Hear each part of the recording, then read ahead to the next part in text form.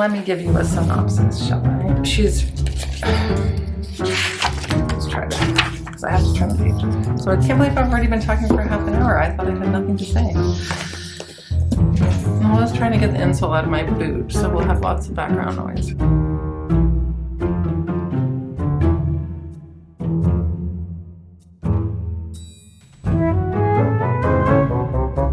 Hi everyone, it's me, Jess, here finally with my November wrap-up. I know that it's a little bit late. This is how we roll on my channel. Nola is eating in the background, so just a disclaimer. You may hear him eating his breakfast. I didn't read as much in November as I was hoping to. I was gonna bring the pile of books that I'm still reading from November and talk about those, but I think I'm just not gonna embarrass myself in that way. So yeah, because I started North and South, which I'm still reading, which is amazing, but I'm still reading it. I started it in October for Victober. I had a bunch of spooky books. I got really inspired to read Pet Sematary because it was referenced in the bee sting, and then I got kind of really obsessed with that idea, but I didn't get as far as I would have liked with it. These are all books that I really want to read, that I want to finish. But I did finish some incredible books in November, and I had one that was a real disappointment. So first I'm going to talk about the book that I read for nonfiction November. I finally got to read Say Nothing. And when I say got to read Say Nothing, I truly mean that. It was like a privilege to read. I enjoyed it so much. I buddy read Say Nothing with Priscilla over at the Evening Reader, and I just became like kind of completely obsessed with the troubles through reading this book, which is definitely a sign that the narrative was very compelling. The thing about Patrick Radden Keefe is that he really is, first of all, it's meticulously researched, and there are lots of stories and side stories and details and information that, first of all, I didn't know very much about the Troubles, but there was so much context and so much background included in this book. But at the same time, it didn't feel dry or heavy. I don't mean heavy in terms of the topic, but just, I mean weighty in terms of this is taking me forever to get through. It was literally a page turner. It was written with so much tension and so much intrigue because he chose to write it as narrative nonfiction. He's a really good writer, so following the story of two stories that meet. One is about two sisters. Dolores and Marion Price is a main focus, and then also the disappearance of Jean McConville in 1972, a housewife and mother of 10 kids. The thing about the Price sisters that's really fascinating is, of course, they're women. They're born into a very militant IRA family. He tells their background story about how the family influenced them and how hardline the family was. But then, of course, he goes on to talk about particularly focusing on Dolores Price's life as an IRA member, as an IRA terrorist. So it's just amazing. And I would recommend this to anybody who's curious about the Troubles or interested in the Troubles, even if you know a lot about that period of history. This is it will give you a different kind of knowledge, and it will give you a real sense of the level of conflict in the daily lives. I think we know this already because if you've read any of the fictionalized versions of books that are set in Troubles, you know this. But I don't know, I can't explain how significantly, well, it's real, I guess, because it's a real story. It's about real people. But yeah, so I was like, because he talks about a little boy who was killed in one of these scrimmages or attacks, and he talks about different attacks and different incidences. He talks about the kidnappings. He talks about the bombings in the UK. He talks, but he actually writes about these things. And I just became completely obsessed. And then a friend of mine said, oh, have you seen the BBC documentary about the Troubles? It's really, really good. So actually on YouTube, and I'll link it in the description box below, there is an excellent documentary which puts faces to some of the names. There are some photos included. There are images of some of the IRA leaders, and not everything is included with visual images. So I was watching the documentary simultaneously. So yeah, the documentary is called The Troubles, A Secret History, and it was made in 2019. I mean, this would make a great Christmas gift if you're still looking for Christmas gifts, if you know someone who's interested in that period of history. I know that everyone on BookTube has recommended this book, so I don't feel like I need to go on about it too much further, but yeah, it was a great reading experience. Really enjoyed this one, and I will seek out his other books. I know he has a new book out called Rogues, which I think would be really fun to read maybe in the new year. So now let's get into the fiction books that I read.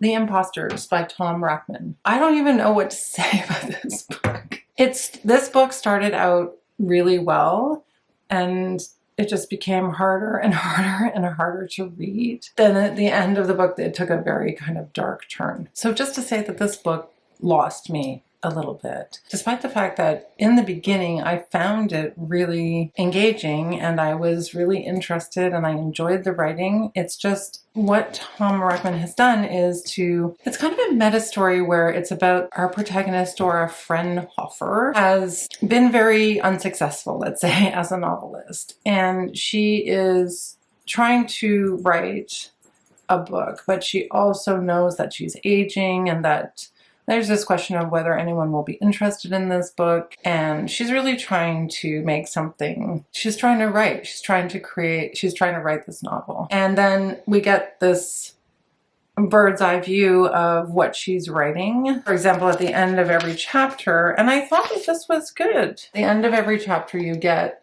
the first line of her writing, and then she crosses it out, and then she puts the next first line, and then the next chapter starts with that first line. So you know that you're reading her final book. The final book is not that good.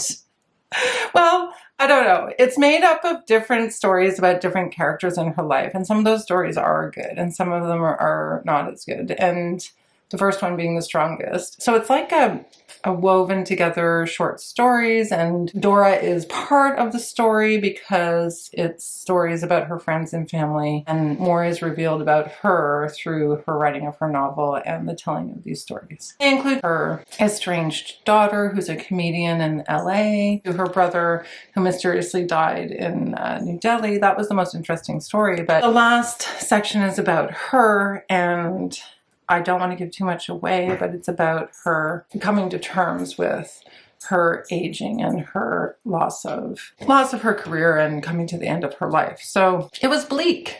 I'm gonna say it was bleak, and bleak in a way that just left me feeling awful. I don't know how to explain that. Sometimes when I read a book that's bleak, I don't mind, but with this book, I think I was angry, and I don't know why. So this was a very odd reading experience for me. I don't think I can recommend it, but it might be for someone else, or it might have been for me at another time.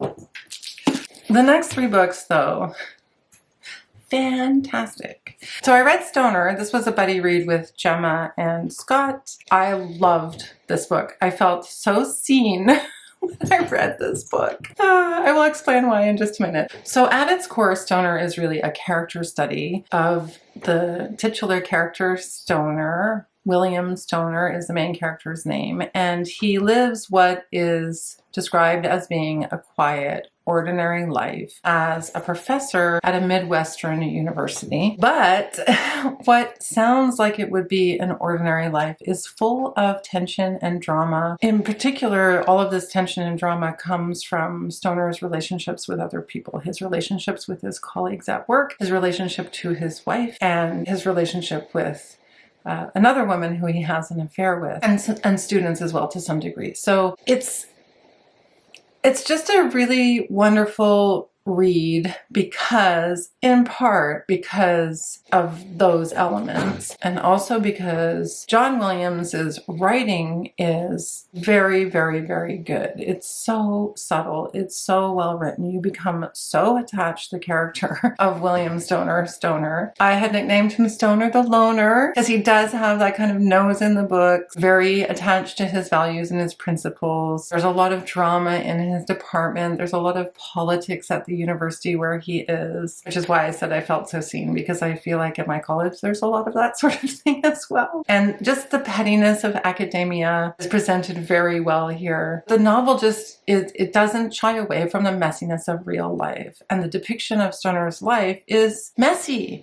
And it's full of defeat and failure and sadness and lost opportunities and all of those exciting things that exist in adventure stories, for example. Like, maybe that's a bit of a stretch, but I just think that for me, the exploration of a life lived in academia, the meaning of a life lived in academia, if it even has any significance or meaning at all, is a good focal point for a book about an ordinary life. I think that the commentary that Williams provides, it's on societal expectations, the importance of education, all of those things, it sort of makes you look at the pursuit of, and also the way Stoner really clings to his identity and his values and his morals and these conflicts that he ends up in at the college. Yeah, Stoner is trying to have a meaningful life, and the way that he has a meaningful life is through his dedication to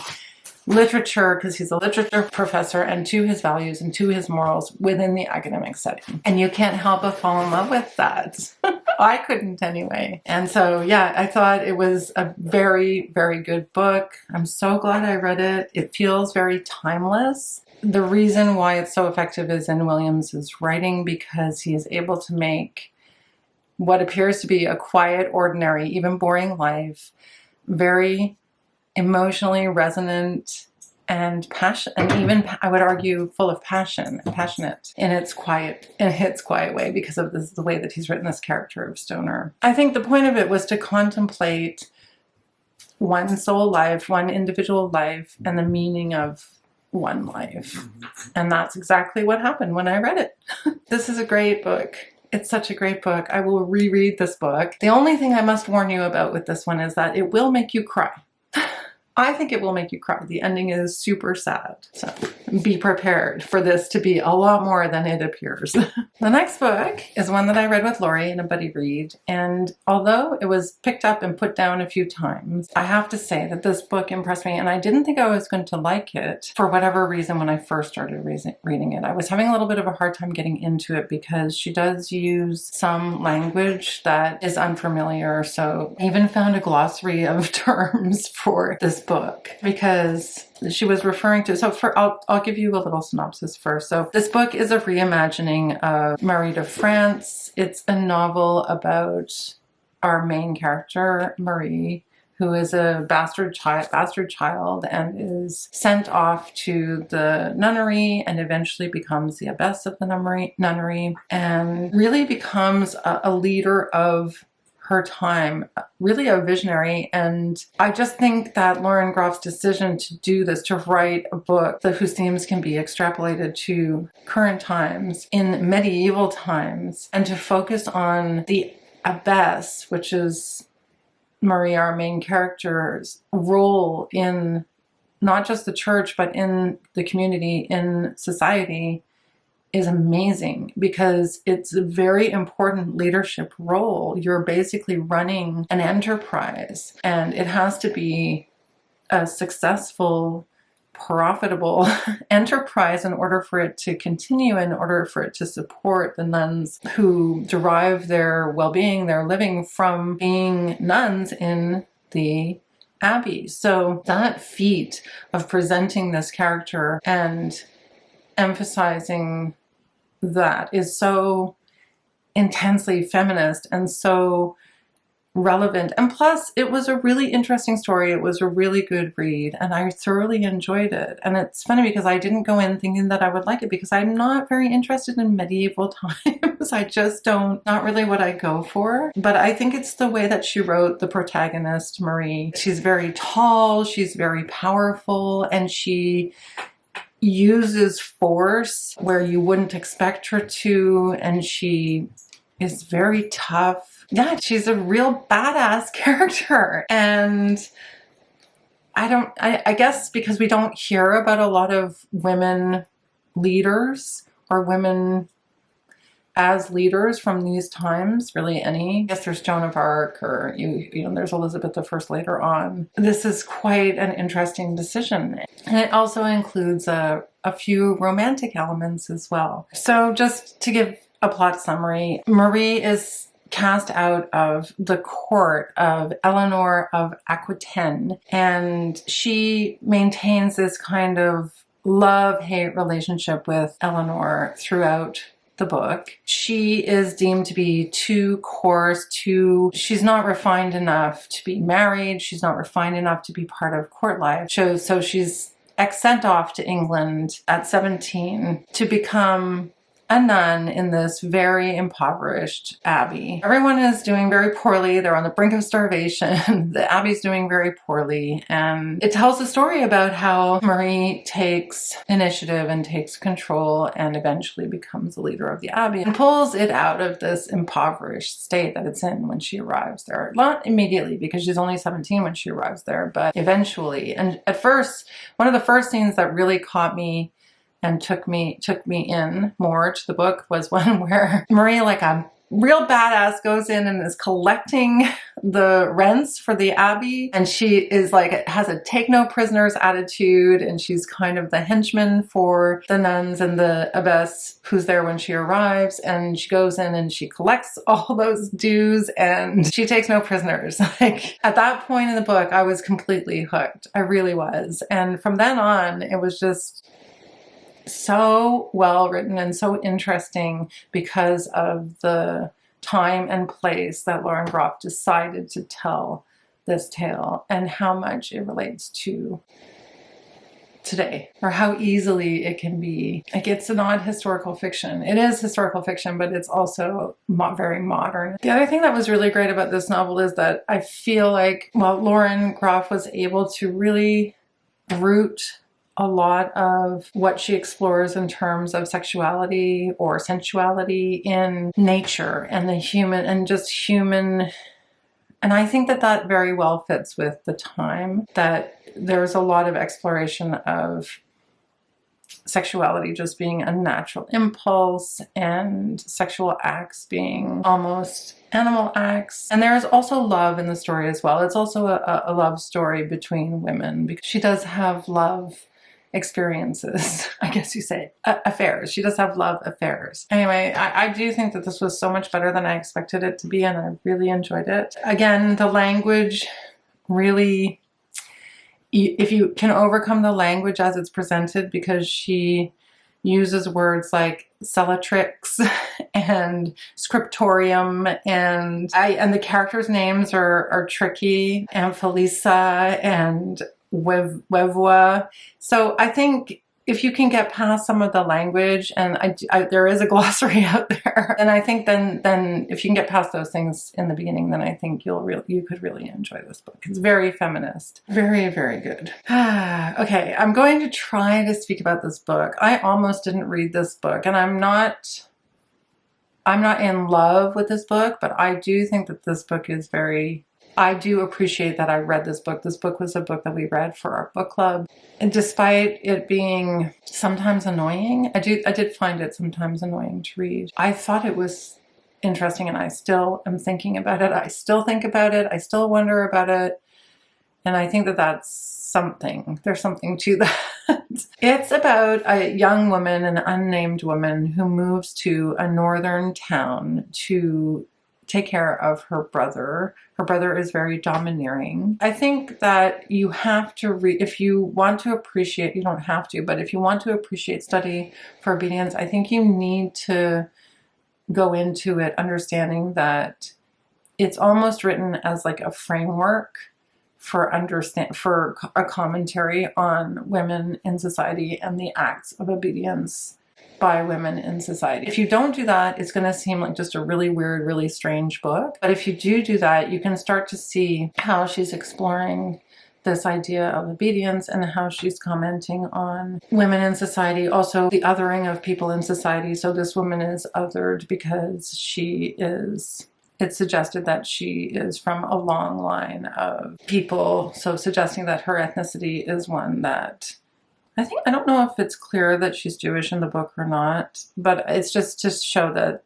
she's outside of the community of this small town and she could never access it. Like, she doesn't understand the language that they speak, so she's othered in this community. So when she arrives in this town, a lot of inexplicable things happen. There's bovine hysteria, there's the birth of a lamb where the ewe dies in the birth. There's, is it a birth of a lamb or the dog pregnancy? There's a few of these sort of things that go on. There's a couple of really strange scenes with animals. The locals really begin to suspect her of being the cause of so much of the strange things that are happening in the town. That hostility towards her, she senses, is growing and growing. And then she also, I don't want to give too much away, but then she also kind of rebels against so much of that in the book in a certain way. It's a tricky book to talk about. So I think it's the kind of book that we had a lot to talk about in book club. So I began to like this book more the more I talked about it with other people. So it's that kind of a book. It's a thinker's book. It's a talking about book. It's an ideas book. It's very literary. The other thing that is explored is this relationship with her brother, who is very oppressive, and her behavior in relationship to him, which is very obedient. But it does explore this notion that through obedience you can gain power, and that when you gain power through obedience, you can wield that power. So I think that idea that you can gain power through being obedient and then wield that power is a pretty interesting commentary on the dynamic that she's trying to present there. And I think I think that she's saying something about women in society and the ways that they are, perhaps through no other choice, able to gain power in society. So I will leave it there. I know I'm really glad that I read it, and because it's made me think so much and will keep me thinking for such a long time, it has great merit, and I might reread it at some point. A lot of people who read it say they want to reread it because you would get more out of it on a second reading even. But perhaps not. For those of you who have reread it, let me know. There's definitely people who watch my channel who've read it and have perhaps even reread it. So let me know what you think in the comments below about Study for Obedience or about any of the other books that I have mentioned in this November wrap-up. Not a bad reading month, despite not being able to get to some of the other ones that I had hoped to. Thank you so much for watching. If you like this video, and if you like videos where people talk about books and review books, if you can give me a thumbs up, that would really help my channel, and subscribe if you haven't already. I'll see you in the next one. Bye. Bye, everyone.